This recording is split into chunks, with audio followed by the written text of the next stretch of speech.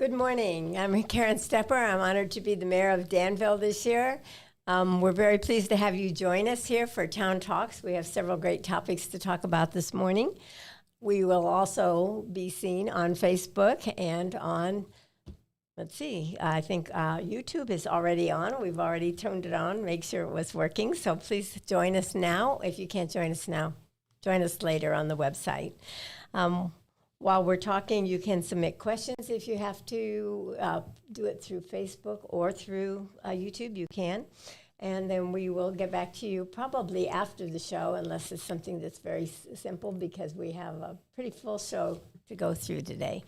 So I'd like to tell you what our parts of the show are. Today we're going to start with the project downtown, which of course the Hearts Project, I call it, but it's actually our catalyst project for the community. You've probably seen these, and you can see those other times as well.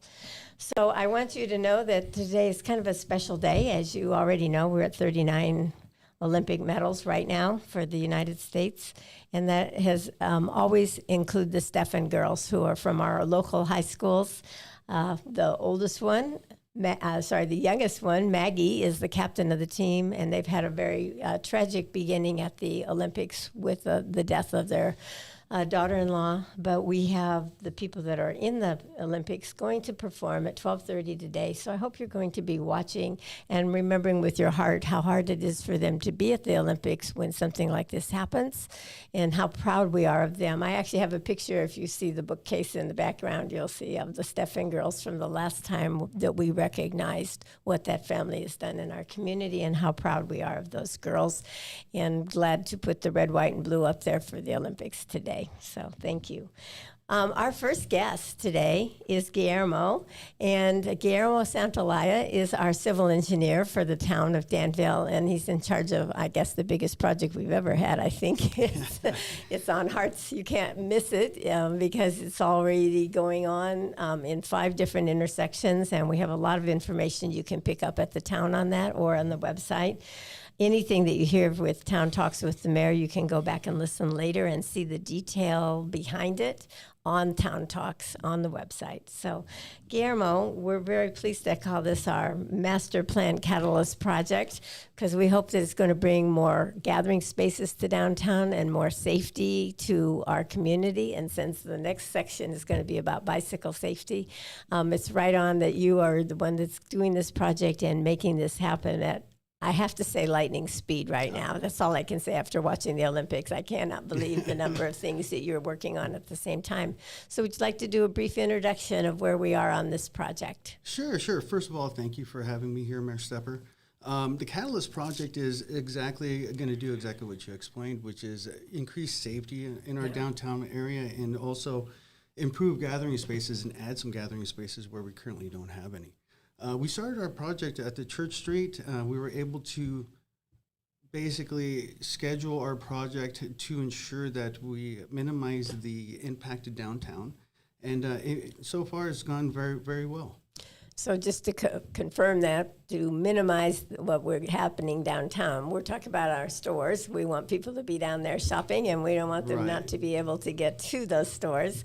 The one that you're talking about right now is in front of a second project. It's not our project. It's a developer doing at 600 Hearts, the 37 condominiums right there at the same corner that you're working. So you want to talk about, are there any complications with the underground parking that's going to be put in there with respect to the bricklaying that's going on our project? Currently, no real complications. Prior to the project start up, we had a group meeting, so we ended up scheduling all our different construction phases around each other, and everything so far has gone very well.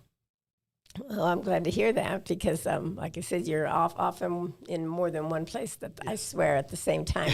You're talking to people downtown in one intersection and you're taking care of an issue to make sure that it goes at the speed we need to get before the oak tree lighting, which is going to be coming up at the day after Thanksgiving. We want to make sure people can shop and get there. No, perfect. Yeah, and also, one of our major milestones, which we were able to hit, was to ensure that all the construction areas were closed up, brick inlay installed prior to the 4th of July parade. So we were actually able to hit that milestone with a little time to spare. And the only real thing construction-wise that you saw out there were we fixed cones to where the foundation, where the light poles are, so people can see them during the parade. And it wasn't a safety issue. But overall, we did hit our milestone for that one segment of the project. And hats off to the main contractor for making it happen, and hats off to this engineering team to ensure that this did go well. And we won't talk about all the people that were involved in the parade, but making that happen was a really important part of the Danville community, because we always say Danville are events. And I know that's not the English grammar, but that's what we describe ourselves to other communities. So thank you. Do you want to talk about how you've gone from one intersection to another, and what's the next? Yeah, so we started at church. We finished there. We were around a lot of restaurants there. That was actually our first intersection. So we were able to learn a lot and during that part, which we applied to all the other intersections. That was followed by church, which there was a little bit of construction between school and church at the same time. So we started at church. We did a little bit at work at school at the same time to ensure that we were out of there as quickly as possible. Moved on to Diablo and Hearts, and then now currently we're at Linda Mesa and Hearts.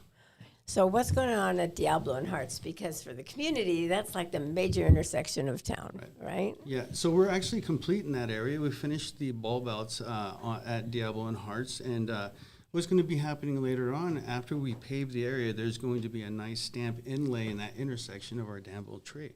Of the oak tree. Yes. Wonderful.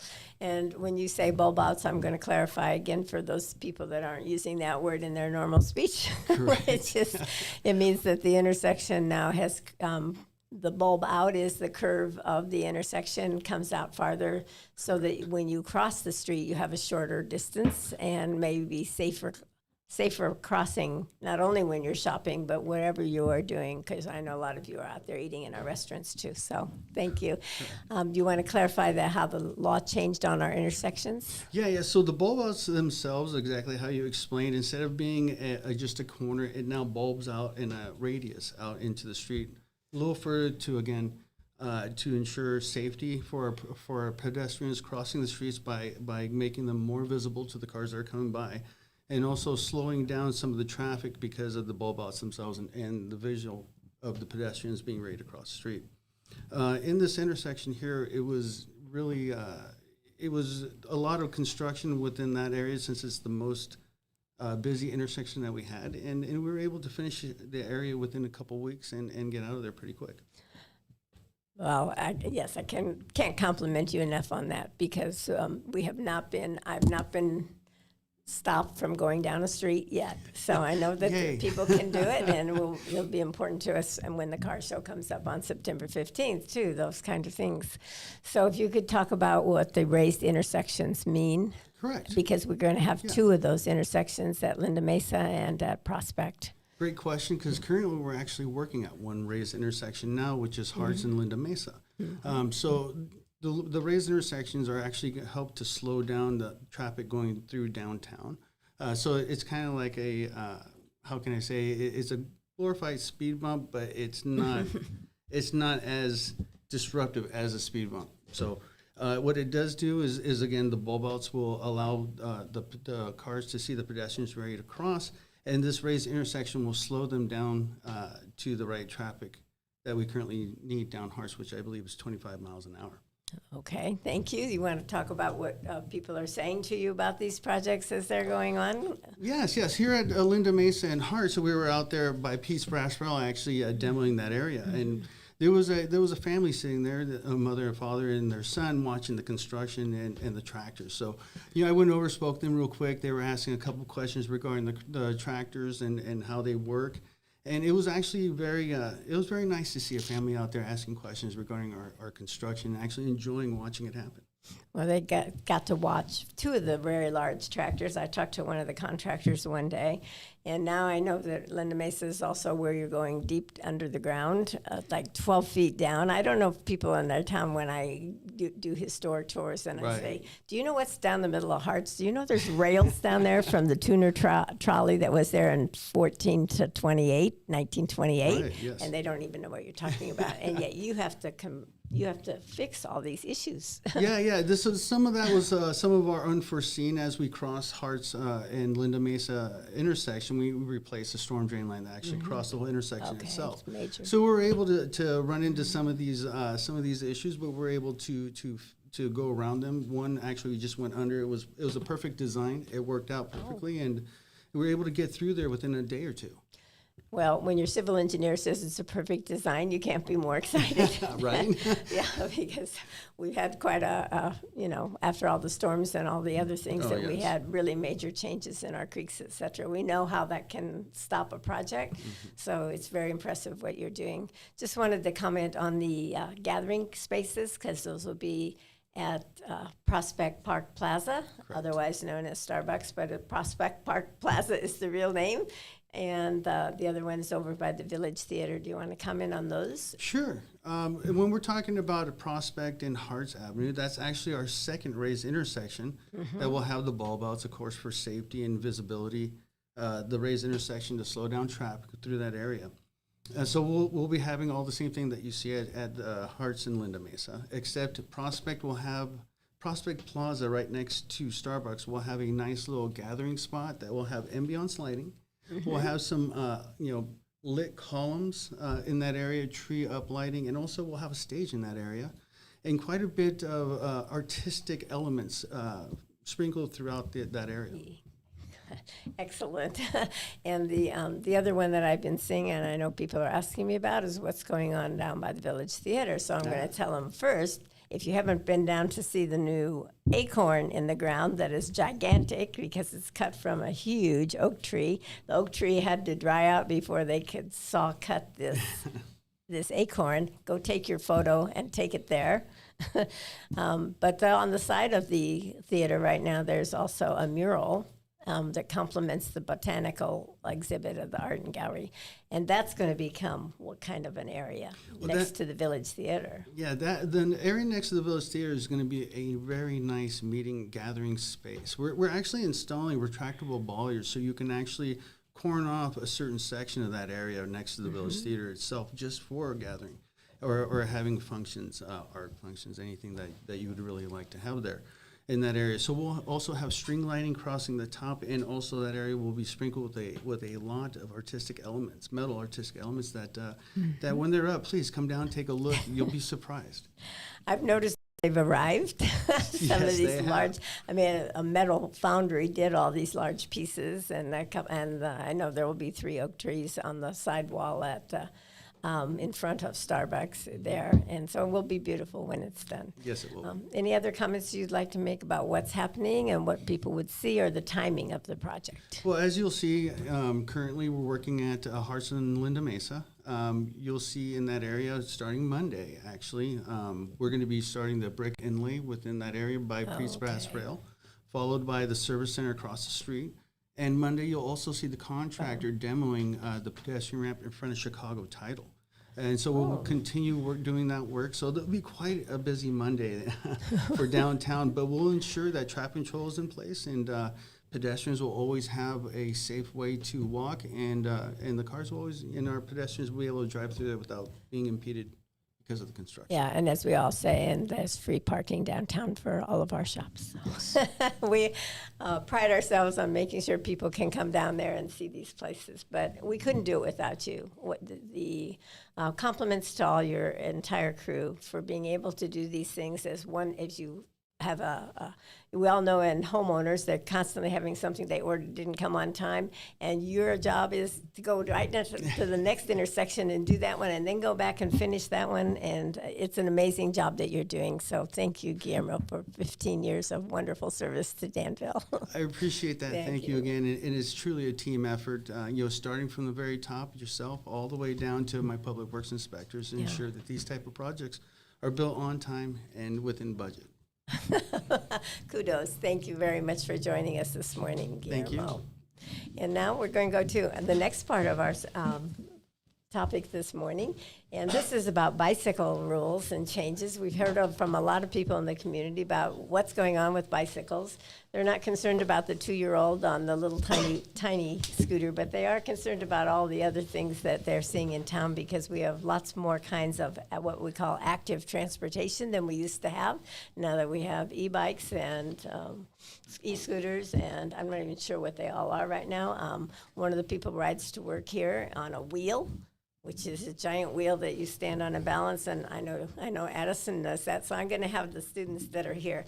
I asked them to come. I've been down to several times downtown and asked people around questions about bikes and what they see, and so I asked some students to come and join me today, because we need to hear from them, because most of them ride more than their parents ride on the bikes. Not all of them. Our police chief's on his bike every day, but not all of us are.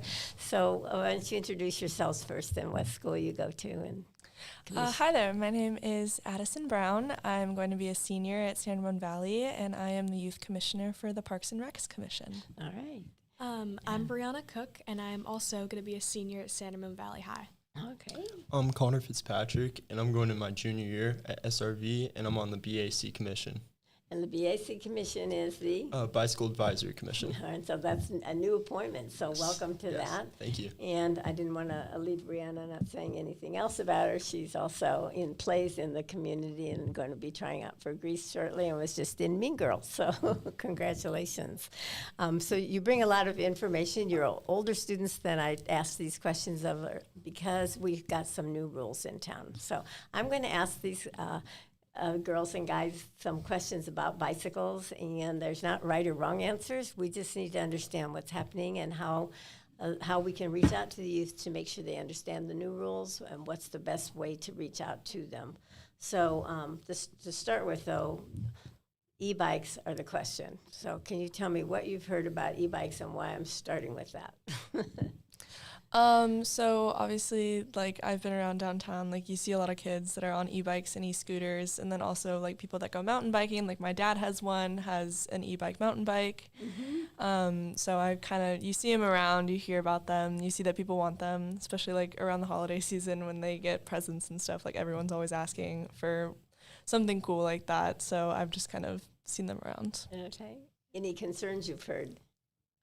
I've just heard from some people that they think that those e-bikes and stuff are too fast to be like just on the sidewalk or the bike trail.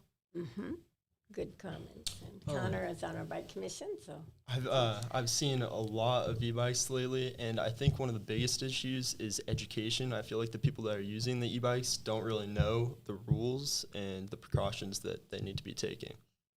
Well done, because that's what you're going to spearhead for us, actually, on the bike commission. So I'm going to ask a question about the easy one first before we go to the new bike rule for Danville, and that's e-scooters. So e-scooters are, and remember the E is electric. There's a motor, there's a throttle, there's different ways it happens. I'm not going to go through all the details. I just know it's not the little 3-year-old that's on the balance bike. But anyway, so we're going to talk about both of those. So if you're talking about e-scooters, there's a state law that says that now you cannot, and it's been around for quite a while, you can't ride them on the sidewalk. Do you ever see e-scooters on the sidewalks? What do you see out there? I have seen it before. I've seen a bunch of kids riding around together, usually in packs on the sidewalks with scooters and e-bikes too. Anything you want to add anytime, please do so. Yeah, I've seen them around, and like I was one of the kids that would ride them on the sidewalk, like no shame. Like I rode the little Razor ones around on the sidewalk when I was in middle school, so I've been there, done that. But yeah, like Connor said, they're definitely in like little like packs and little like gangs of like middle school boys that go around on these scooters. And like that's like normally where you see them. Like I feel like I don't really see people just like by themselves on them. Like it's mostly, I think that's why people get so concerned, is because it's these big groups that take up the whole sidewalk. And it's not just like one or two people, like they seem to be in other people's way, and I think that's why it's frustrating. So I would have to add that in our sidewalks, you know, we already have trash bins, and we have a lot of street signage telling you which way to the library, where the kiosk is, et cetera. So then when you add this to it, it's a little harder to tell where you should be riding. How many people can ride on a scooter at the same time? One at a time. Yeah, I agree. It's one. Okay. But nobody I see on a scooter is one. They're all riding with a friend. Okay, what would you suggest? Let's say, first of all, it's in the street now. That's the only place you can ride those scooters. So when we see those on the sidewalk, we're going to have to start the education part. But I want to go to bikes in a minute. So with respect to those scooters, one is important because if you're riding with and you're riding without the right equipment. So let's talk about equipment that you ride when you ride a bike. When you have something that's a faster bike, or it has like you used to have a class 3 bike, so it goes faster. What would you say? And I have a Vespa. I have a little. My helmet's on the side here, so I know what I can ride because I ride every kind of equipment that keeps me safe if I fall. So what kind of things would help if you were on a scooter and something happened and you fell? What should you be wearing?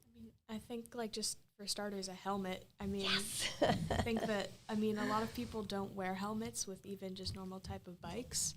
But I think that like, I mean, it is like law that you should wear a helmet at least until you're 18. So a helmet, and then maybe like knee pads or elbow pads or something like that. Depending on where you're riding, Yeah. maybe. The feet. Closed-toed shoes. Oh, yes, hello. Yeah. Sorry to say that, but we just did have an accident. And, you know, if you're wearing flip-flops and you're riding this kind of equipment, I could say it more seriously. My son lost his toe because of that. So you need to have shoes that protect you, whether you're skateboarding or riding a bicycle. And there's lots more kind of equipment that you can get. You can get armored jackets if you're going to ride it faster. I'm telling you this because what you're going to do is going to not be what I say today. It's going to be as you get older and you ride different types of things. You need to know where the rules are and how to find them. Let's talk about how old you have to be to ride a scooter. Anybody know? No? Okay. I'm talking e-scooter, of course, not the little kid scooter. I think you do need a driver's license to ride this year, so 18 or 16, right? Yeah, 16, or if you're getting a permit, you'd be Permit too. 15 and a 15, half yeah. to get a permit. I do think it depends because I think like the modern ones that you kind of see now that can go like 45 miles an hour, like definitely like you should be 16 or older, like you should have a driver's license. But I think the smaller ones that go like 10, 15, like the Razor ones, like you can be like probably above the age of 10 to ride those because those aren't as much of a like danger because they're just not going as fast. And often those kids have parent supervision as well. And so I think like there's definitely a lot of wiggle room from like what's acceptable for younger kids and what's acceptable for older kids. I read an article yesterday again about that, and you just hit it on the head because you haven't been driving.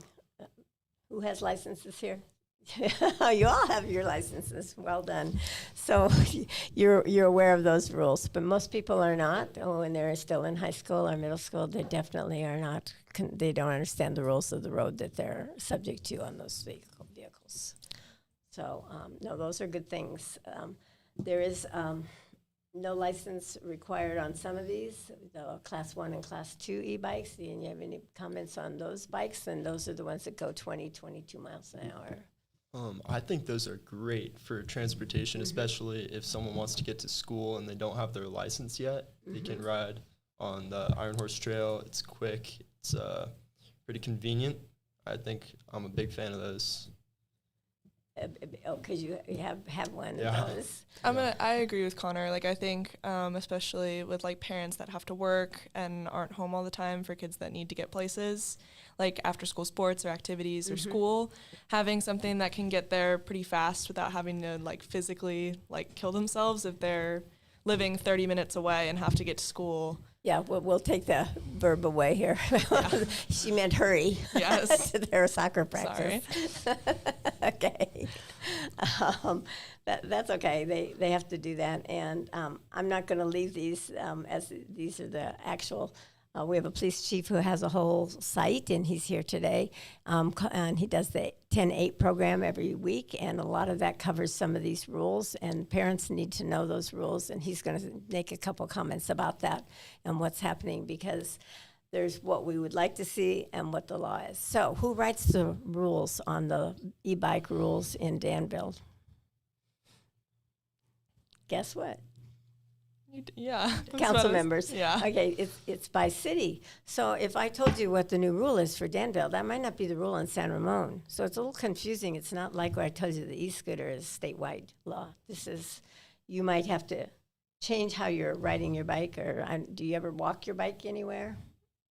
What's the point of it? I mean, yeah, but like what's Across point the of- street, maybe? Well, yeah. Okay, well, where do you ride on when you're riding the things that you do ride as you're older? So if you're on Harts, you're riding on the bike lane, the bicycle, on your sidewalk. Where can you ride? And this is where the new law is coming in. Do you know? Where do you see people riding? In the sidewalk. On the Sidewalk. Yeah. sidewalk. Okay. So the new law that we just passed last Tuesday was that you cannot ride your on the sidewalk with an. Sorry, I'm gonna read. I had it here, the right words, because I don't want to say this one inaccurately, but I am anyway. So it just says that you, with your e-bike, that you cannot ride it on the sidewalk. And that's because of what we talked about running into people, and people are pretty fearful of having that. So we thought that was what we called the low-hanging fruit.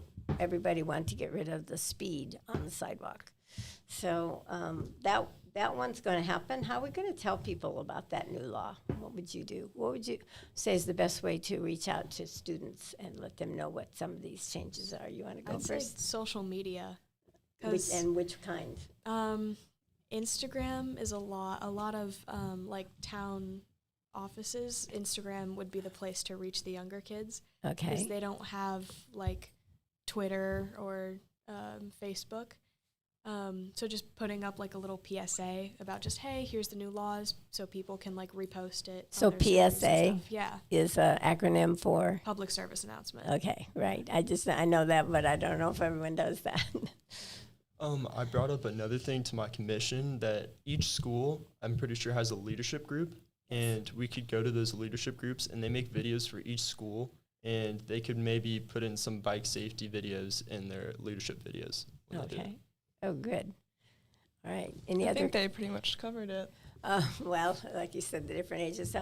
So if you get on the Iron Horse Trail, which is not run by the town, do you know who manages the Iron Horse Trail? Because it's not the city of Danville, town of Danville, however you want to call us for today. I think it's Park Services. Yes, it's the East Bay Park Regional Parks. And the first thing you see on those brown signs when you go across a crossing is the one that says no motorized vehicles, with no skateboards, no motorized skateboards. You're probably not using that, but you might. And any other motorized vehicles are not going to be allowed on the Iron Horse Trail. But that's one trail. So everybody's doing their own rules on these things. There are trails in San Ramon, and they have a whole site on what you can do on theirs. So it's not always the same. So if you have other things you've seen that you think are kind of dangerous downtown, do you want to comment on those or things that we might be looking at to tell people about? Okay. I mean, this is not entirely answering the question, but with like the Iron Horse Trail being controlled by something else, I do think that it is one of the biggest access trails to get Yes. anywhere in Danville, and I think that kind of outlawing e-bikes is a little bit unfair if they're outlawing all types. Like class 3 ones that go really fast, like that I would understand, but class 1 and class 2, like people use those as transport as well, and a lot of the time, like for people, especially kids that need to get places, having to go on a road or a street can be kind of dangerous, and their parents might not want them doing that. And so having them go on the Iron Horse Trail, I think, is a much safer option because they're not having to interact with the traffic, and there's quite a bit in Danville. So I think, Because you're going back down to the class 1 and class 2 bikes. Yes. And we need to get it clear on their sign. It's kind of vague when it just says no motorized vehicles, Yes. is what you're telling me. Yes. For a place that's safe for students and for other people to ride. There's a lot of adults that haven't been riding bikes a lot, and now it's becoming much more popular. So they're out there too. I wanted to comment on what you do see on the sidewalks of Danville, because that's the part of the law that we haven't passed. What we passed was, of course, the e-scooter because that's state law and we have to pass that. And the other one is on the e-bikes that we're going to keep them off the sidewalk. But that means they're on the street. Are they? Where do we have bike lanes? Where do you see bike lanes in Danville? Mainly in like the larger street areas. I think the best ones, like the newer ones, are down by the boulevard. Mm-hmm. By the high school. Right, yeah, Mm-hmm. from the high school. So a lot of those have those green, what Yep. we call green paint, but Yes. it's much heavier duty than paint. Yeah, and I know that Camino Tasahara going down towards Blackhawk has also really good bike lanes, and I frequently see a lot of bikers out there as well. So. That's good. That was an early ad hoc committee that started that one too. So we think those are effective, but you don't always have that. So where do you ride when there's no bike lane? I mean, So that's the issue. Can you ride on the sidewalk? Can you ride on the street? And what's the situation? well, I think just the main downtown road. Which is hard. So it's just Yeah, what our Hart's. civil engineer was just talking about. Yes, Yeah. that's exactly what I'm thinking too. There's not really bike lanes there. No. So, it's kind of, the bikers have to make their own decision of would they rather crash into other people or like a car? And the safer option is kind of the people. You're not going to get as injured. Yeah. Well, there is when people say, when you have a collision between a car and a bike, who wins? The car. The car always wins. You get severely injured, so you do have to be careful. So I'm not laughing at how you said it. You just said it in a different way. But we do have to consider what we're doing there and where we let bikes go. Yeah, and if we did have bike lanes there, cars park on the side of the road a lot, which would have the bikers go out of the bike lane if there Yes. were like ones. Good and then point. that would also cause other almost maybe collisions with cars too. Yeah, which you is a have whole new thing. cars have to go 3 feet from the bike when they're passing. Yeah. That's the law. It's such a But thin then there's lane. reality, and Yeah. that's why you have to be. And I think also, again, going back to, kids, because they seem to be the primary users of e-bikes, putting a 12-year-old in the street with a bunch of cars is a lot sketchier than putting the 12-year-old on the sidewalk, especially because they're young, they don't really know how to navigate traffic. So I think, that's kind of a double-edged sword there of, it protects the pedestrians when they're in traffic, if the e-bikes are on the road, but there's a bigger chance that the people on the e-bikes are going to get injured from being on the road versus on the sidewalk. I'm going to make you come back to a council meeting and get that too. So anyway, tell me what sharrows are. Does anyone know? Ever hear that word, sharrows? And we actually here's a picture of one. Oh, yeah. Do you know what those mean? You have to share the road, right? Yes, in fact, that's what the word means, share rows. But people that have never heard of that, and they say, what's a sharrow? They have no idea what a sharrow is. And it means that you share the road. That means what? That you're both using that road. And even though you're going down Tasahara or something and you're saying, that bike's going too slow, I need to go around, and there may not be a safe passage, you have to wait for the bike because it's share the road, and that's what it means. So any other comments on that? Because that's our major thing that we put in our streets right now. I didn't cover a lot of the things that I wanted to because there's just too many things going on with bikes right now. So, but I did want everybody to know about the rule that we're not going to allow the e-bikes on the sidewalk. And you talked about Instagram and reaching out to the students by other methods. And you talked about seeing at the high schools and working through the leadership classes. I think those are all excellent. I think our police department is amazing, some of the materials they've put out, and it's on their website, on the videos that they show. And so any way you can think that we can get that out better or personalize it so that people actually do it so that nobody gets hurt on our sidewalks when they're. So we are going to discuss in the future who can ride on the sidewalk because we don't have a law on that in Danville, and a lot of cities don't, and they're passing different rules again, and they're passing different ones for different cities. And the reason we didn't pass that last week when we passed the one that we did pass on the e-bikes because they're the fastest ones was because we wanted to make sure that we considered what you said, young kids, and frankly, older people who've come back. We have a very active senior center, at the Veterans Building, And so a lot of those people are riding that didn't used to ride, and they're not comfortable riding on the sharrows where they have to share the road with the car. So most accidents occur where there's an intersection or a driveway crossing. Well, we have lots of those. We've been around since 1858. So when you see something like that, you can always contact Danville and tell them these things, or tell the police department there's some issues like that. And I think that I wanted our police chief to say a few words about bikes and parents and what they see. And I can't thank you enough, so thank you, Addison, and thank you, Connor, and thank you, Brianna. All three of you were fabulous. Thank you for coming and being kind of on the spot. Thank you. So this is our police chief. Police Shields has an amazing amount of materials that have been put out by the police department on all the real detailed rules about who can ride, who has to have a license, because people don't realize that they have to have licenses. And the people that don't seem to know are the people that have kids that they buy. I think one of the students said they buy the presents for these kids and they don't recognize the age and the requirements. So if you could address some of that, I would appreciate it briefly. Yeah, first off, Mayor, that was a brilliant idea to bring the kids in, because I think that's something that people don't see that a lot of our elected officials, including you, do. And I've seen it because I'm out at the parks and I'm out around town, and I see you walking downtown and going to the parks and actually engaging with people and asking them questions about what it is that we do in the way of service and how can we improve it. And it's incredible. And what I took away from it, and it was interesting, Addie was talking about it, and she was mentioning how on the Iron Horse Trail, and again, we don't have control over that, but on the Iron Horse Trail, she felt like class 1 and 2 e-bikes should be allowed, but class 3 might be too fast. Mm-hmm. And I think in doing that, what she's doing is she's expressing a personal risk analysis, basically saying, you know, there should be a speed limit, which there is on the Iron Horse Trail. You can't go over 15 miles an hour.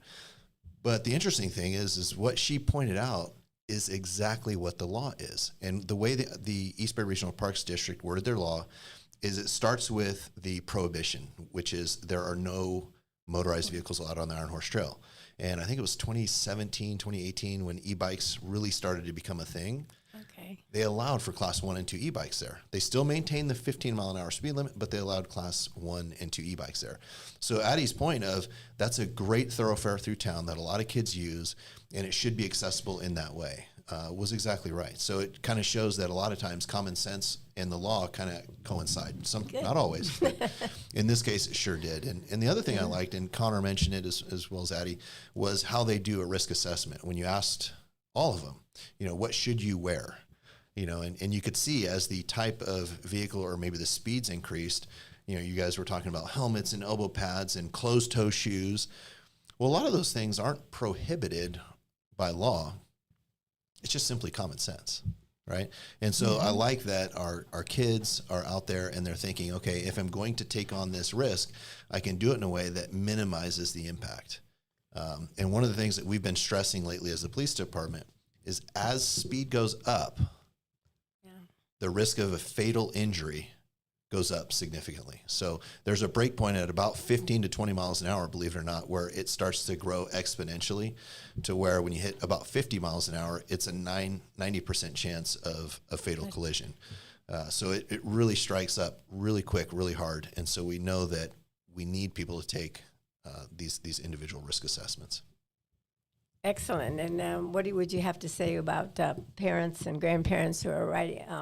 As one of the students, I don't remember if it was Brianna, who, you know, they get these for Christmas presents and birthday presents, and sometimes they're not appropriate for the child. Yeah, Brianna said some pretty interesting things during the interview. And again, I appreciated you having all three of them on because I sat there behind the camera listening to it and really taking in a lot of good information.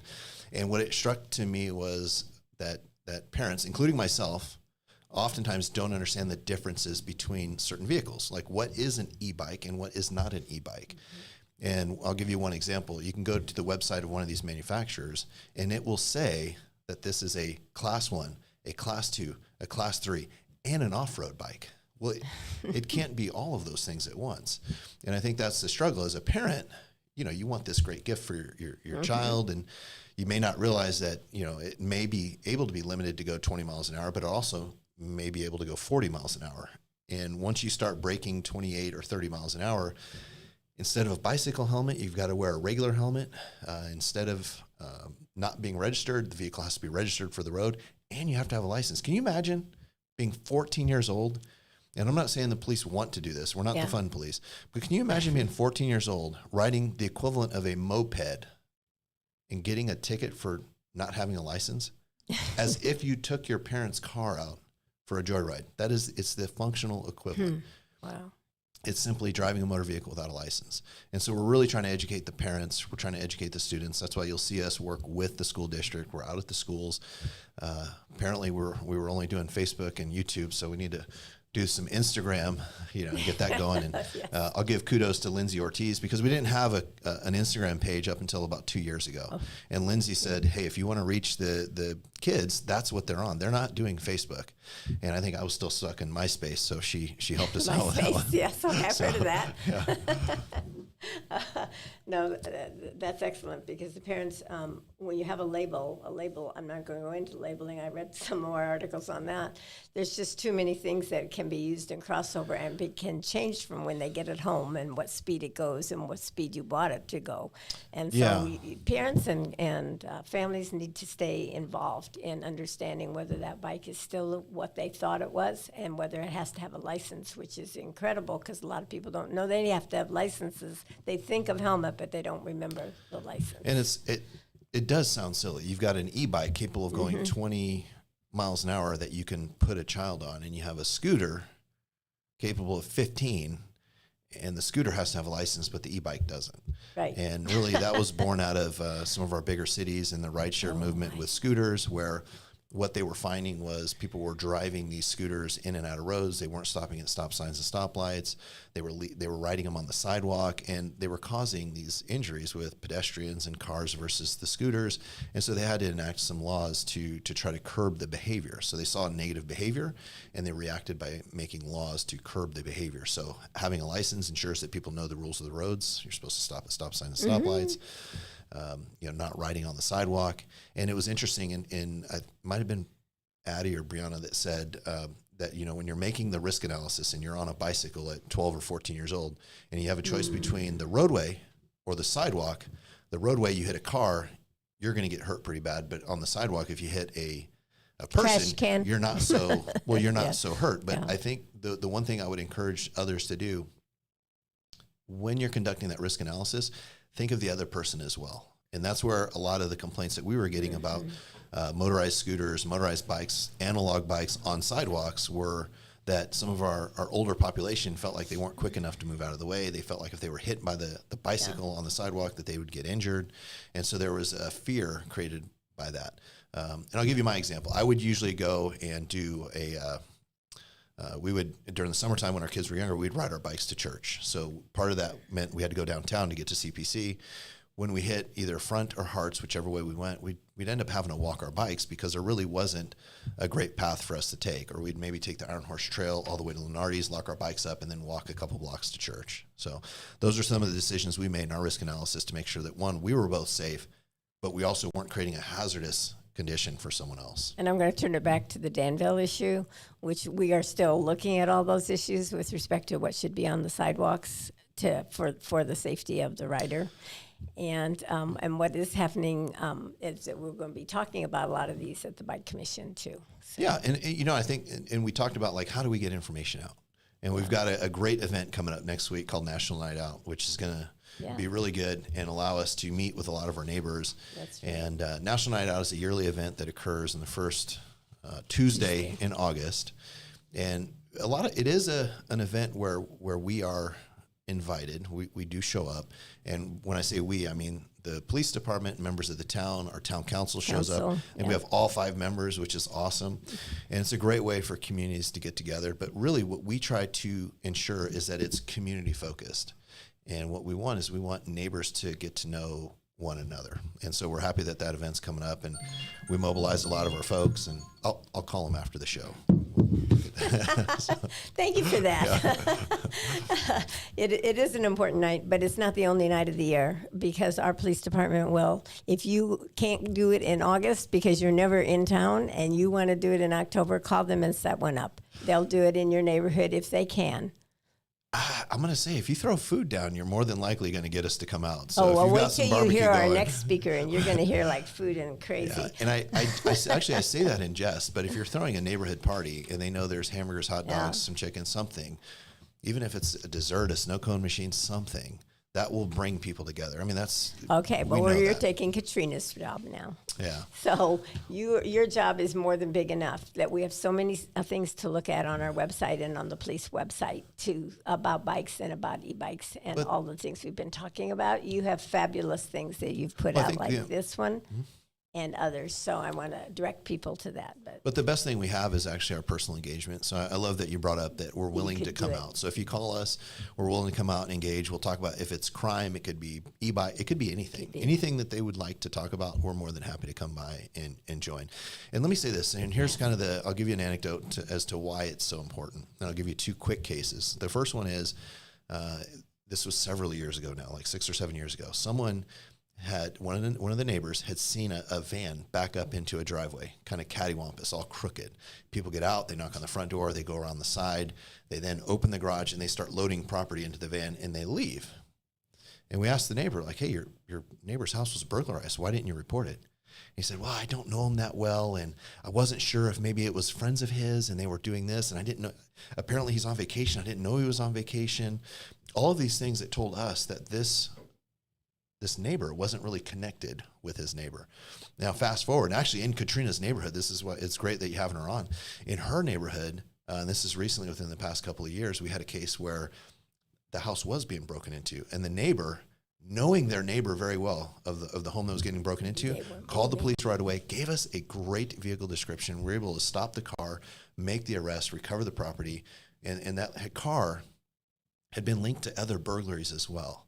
So this neighborhood connection that we're trying to foster through National Night Out, and I know Katrina's going to talk about, is hugely important to public safety.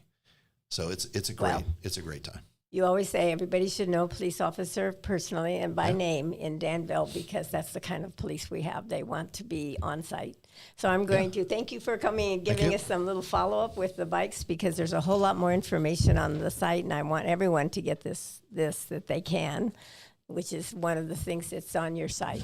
So Katrina Broome is here to join us today, and she's very involved in our community. And she's I asked her to come because when I go to a National Night Out at her place, she's got everything that you've ever thought of having, but she started small. So she says, make sure that you can do this and know your police and then bring in your neighbors. Okay, Katrina, can you tell me how you got started on National Night Out so successfully? Thank you, Mayor Stepper, for having me on today. I'm so privileged to be here.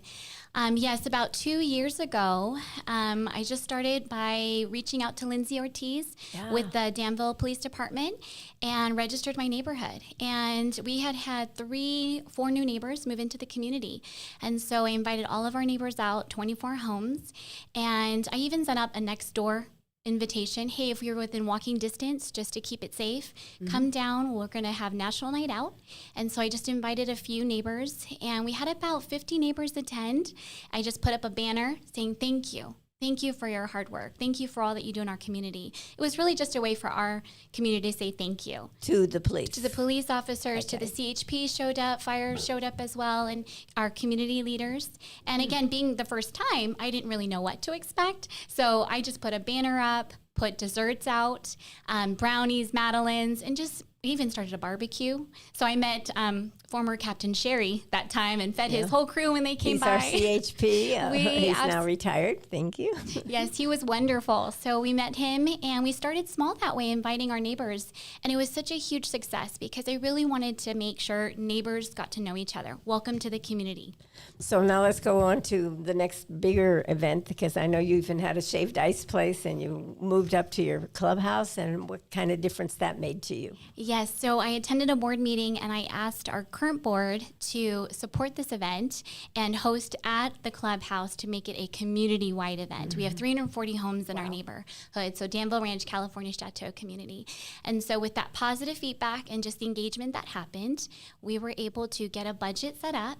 And because it was after coming out of COVID 2023, this was the first event we've done in the whole community. So this was really important to me and the board. And so I got a great budget, and we hired a taco truck. We got events, we got decorations, we had banners put out. Shaved ice. Yeah, we had a whole thing. And we also had, it was just so wonderful. We had over 210 within the first hour. So it was wonderful.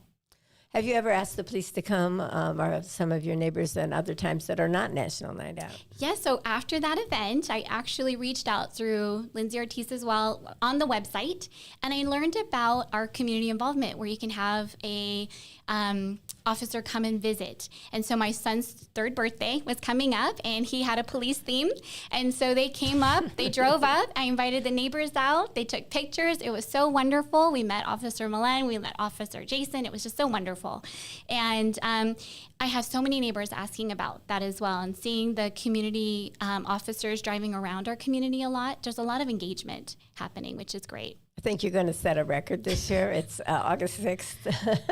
Yes, we're so excited. I was actually inspired by the spring guide for Danville, which was Bloom Where You're Planted.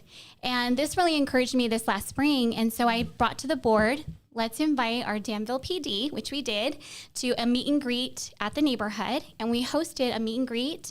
And I asked them to bring some information regarding Citizens Academy and so forth to showcase. We had about 75 people attend that one event, which kicked off my announcement. I'll just say that Citizens Academy is something they can find out on our police site. Correct. Which means that people come and learn all about the police department, and they come to approximately 6 classes, I'm not sure. Correct. And they can either go on and become a VIP sometime, volunteer police, or they can go on and just use it in their own neighborhood. Correct. And I also brought up the information that we also have the police when you're going on vacation, where you can send in your home, and they can do drive-by in your neighborhood and check out your home. And so I really am trying to use this opportunity to get neighbors to know one another, engage with one another, know your neighbors, and have that partnership, the wonderful partnership we have with the Danville Police Department. Tell me about your neighborhood playground.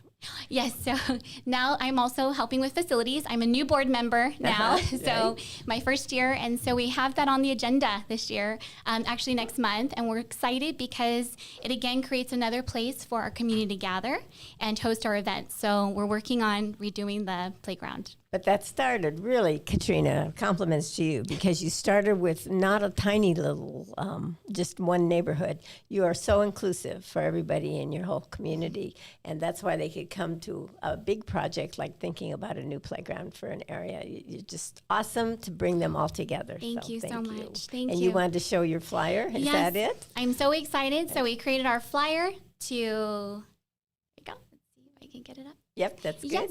Okay. Awesome. Thank you. And so super excited. Again, we're hosting next Tuesday. And with the inspiration from the Danville Guide about blooming where we're planted and living locally, we've partnered with Falafel Boy, we've partnered with Diablo Taqueria, and Life is Sweet Bakery and Cafe. And I'm so excited. They're going to be joining us and showcasing some of the food that we have downtown. And it's just a great way for our neighbors to see. We have a lot of new neighbors moving into the community to try what's downtown and available. And so living local. Okay, you couldn't do a better job of trying to spur our economy, because this is exactly what our downtown and our chamber and everyone's trying to work on, getting more people downtown.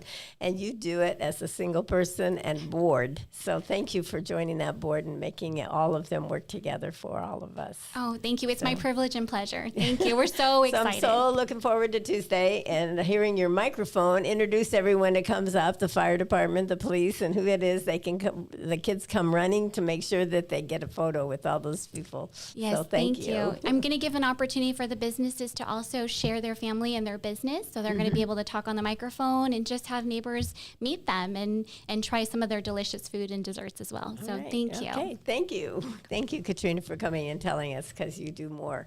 Oh, appreciate it. It's my privilege. Thank you so much. So I don't know if we got any questions coming in. No questions were sent in but we did cover a lot of information, but definitely not the detail I wish we could have done with the students. They had so many things to offer, and their perspective was excellent.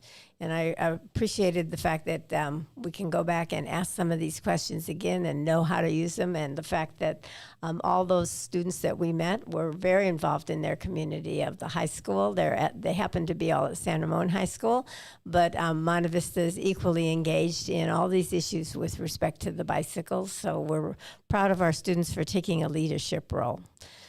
So thank you for joining us this afternoon. I guess it's almost afternoon, and I'm hoping that you will be one of the people that go to a national night out. Go to somebody else's neighborhood if you want to and see how to do it, because we'd like you to do it next time. I think we get 30 to 40 people involved in their neighborhoods having national night out. It's a terrific number, and it tells you when you ask a question of the town, how do you get an answer? And it could be as easy as Guillermo. You can find out about your civil engineers in the town and make sure that you come to National Night Out and find out what your neighbors are doing and what they need from you to support the neighborhood. So have a great day, and all the best at the Olympics today with the Steffens girls, with Maggie, who is the captain of the water polo. Make sure you watch that. It's a very special family who's been part of our community for a long, long time. Thank you.